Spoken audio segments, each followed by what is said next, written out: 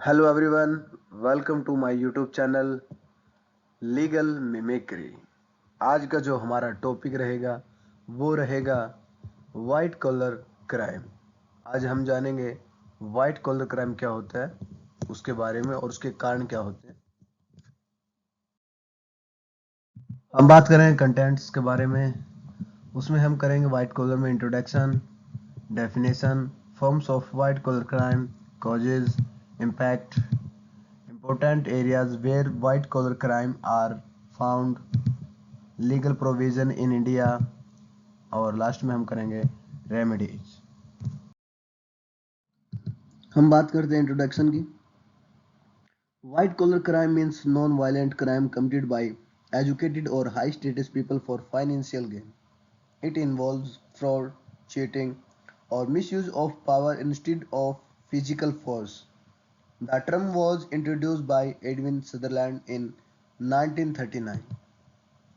White collar crime is mainly economic in nature. White collar crime is more harmful to society than the ordinary crime. जो white collar crime है वो ज़्यादा educated यानी कि ज़्यादा पढ़े लिखे लोग जिनका स्टेटस हाई होता है वो इस क्राइम को करते हैं अपने फाइनेंशियल गेन के लिए, यानी कि अपने आर्थिक गेन के लिए, फाइनेंशियल गेन के लिए वाइट कॉलर क्राइम को करते हैं। इसके अंदर क्या क्या इन्वॉल्व है? फ्रॉड, चीटिंग, मिस यूज करना पावर का, और फिजिकल फोर्स। इसको सबसे पहले इंट्रोड्यूस किया था इस टर्म को एडविन सदरलैंड ने 1939 में। और जो वाइट कॉलर क्राइम है ये मेनली इकोनॉमिक नेचर का क्राइम है, और वाइट कॉलर जो क्राइम है ये सोसाइटी के लिए, लोगों के लिए हार्मफुल है, यानी नुकसानदायक है। अब हम बात करते हैं डेफिनेशन की। क्या क्या डेफिनेशन वो हम पढ़ लेते हैं। White collar crime is upper और मिडिल क्लास क्राइम है, यानी कि ऊंचा और मध्यम वर्गीय ऑफेंस है, क्राइम है। According to Edwin Sutherland, white collar crime is a crime committed by a person of respectability and high social status in the course of his occupation. According to Walter Reckless, white collar crime represents the offenses of business who are at position to determine the policies and activities of business. अब हम बात करते हैं forms of white collar crime. सबसे पहले है fraud, किसी के साथ फ्रॉड करना। सेकंड है ब्राइबरी, यानी कि अपनी वॉलंटरी, अपनी मर्जी से किसी को रिश्वत देना पैसे अपने काम करवाने के लिए। थर्ड है करप्शन, यानी कि पैसे मांगना। फिर है मनी लॉन्ड्रिंग, यानी गंदे तरीके से जो पैसे कमाए उनको अच्छी तरीके से करना। फिर है टैक्स एविजन, यानी कि कर की चोरी करना। और लास्ट में है साइबर क्राइम, यानी कि मान लो किसी की आइडेंटिटी थेफ्ट करना, उसको मिस यूज करना, यानी कि गलत तरीके से रिप्रेजेंट करना। अब हम बात करते हैं कॉजेज, यानी कि व्हाइट कॉलर क्राइम के कॉजेज क्या क्या है। सबसे पहले greed for money and power, weak laws and punishments, misuse of position and authority, easy opportunity in jobs of business, pressure to succeed or compete, lack of moral and ethical values, poor supervision and internal control. अब हम बात करते हैं white collar crime को impact क्या है, यानी कि प्रभाव क्या पड़ते हैं। सबसे पहले loss of public money and trust, damage to company reputation, economic instability, increase in corruption, decline in moral values, stress and loss of victims, weakening of law and justice system. अब हम बात करते हैं important areas where white collar crime found, यानी कि कौन कौन सी जगह हैं, एरियाज हैं जहाँ पे वाइट कॉलर क्राइम देखने को मिलता है। सबसे पहले है इन medical profession, in legal profession, in education, in engineering.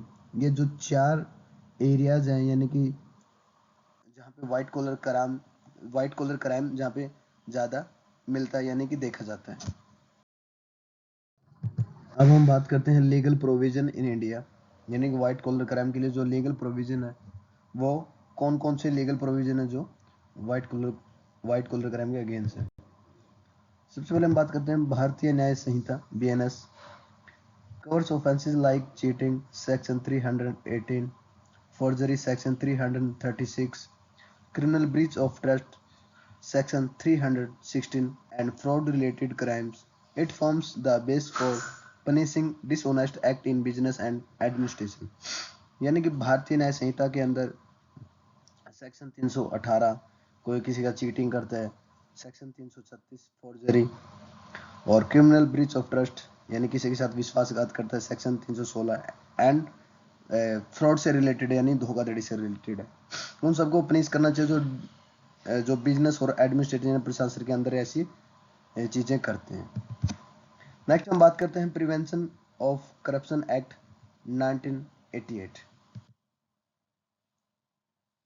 aims to control corruption among public servants, including bribery and misuse of official power.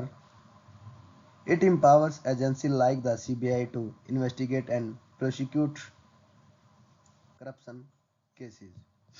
यानी कि जो पब्लिक सर्वेंट होते हैं वो अपने ओहदे के ऊपर यानी कि जो उनकी ऑफिशियल पावर उनका मिसयूज करते हैं, इंक्लूडिंग ब्राइबरी यानी कि अपनी मर्जी से रिश्वत लेते हैं।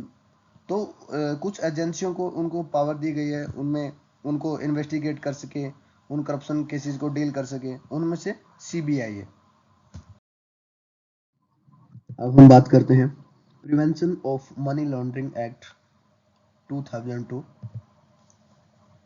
deal with conversion of illegal money, black money into legal form. It punishes offender involved in hiding or laundering proceed of crime. ये एक्ट है जो डील करता है जो इलीगल मनी को यानी कि जो ब्लैक मनी को लीगल फॉर्म में चेंज करने में उन ऑफेंडर को पनिश करता है जो इलीगल तरीके से ब्लैक मनी को चेंज करते हैं, जो पैसे को छिपाने और उसे लीगल फॉर्म में चेंज करते हैं।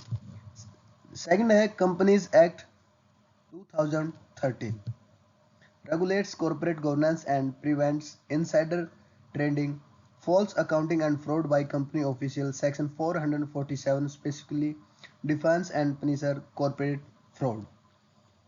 ये जो एक्ट है ये एक्ट कॉर्पोरेट गवर्नेंस को रेगुलेट करता है जिससे इनसाइडर ट्रेडिंग, फॉल्स अकाउंटिंग और कंपनी वाले जो कंपनी के अंदर फ्रॉड करते हैं उससे बचाता है।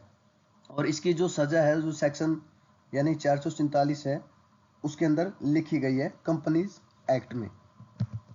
नेक्स्ट है income tax act 1961 controls tax evasion, false return and concealment of income common white collar offence in the financial sector.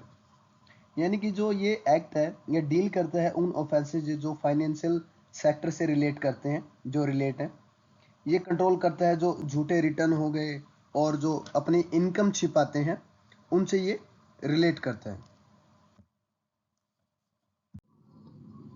अब हम बात करते हैं रेमेडीज की यानी कि व्हाइट कॉलर से बचने के क्या क्या उपचार हैं। सबसे पहले क्रिएटिंग पब्लिक अवेयरनेस यानी कि पब्लिक अवेयरनेस फैलाना चाहिए, ये लोगों को बताना चाहिए।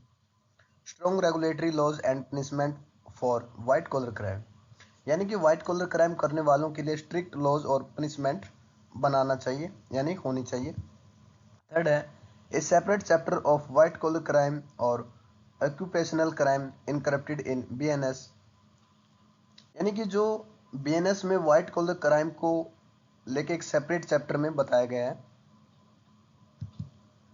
लास्ट है there is urgent need for national crime commission which may tackle crime और criminal in all its manner यानी कि इस क्राइम को टैकल करने के लिए यानी कि व्हाइट कॉलर क्राइम को टैकल करने के लिए हमें नेशनल क्राइम कमीशन की नीड है, वो भी होना चाहिए।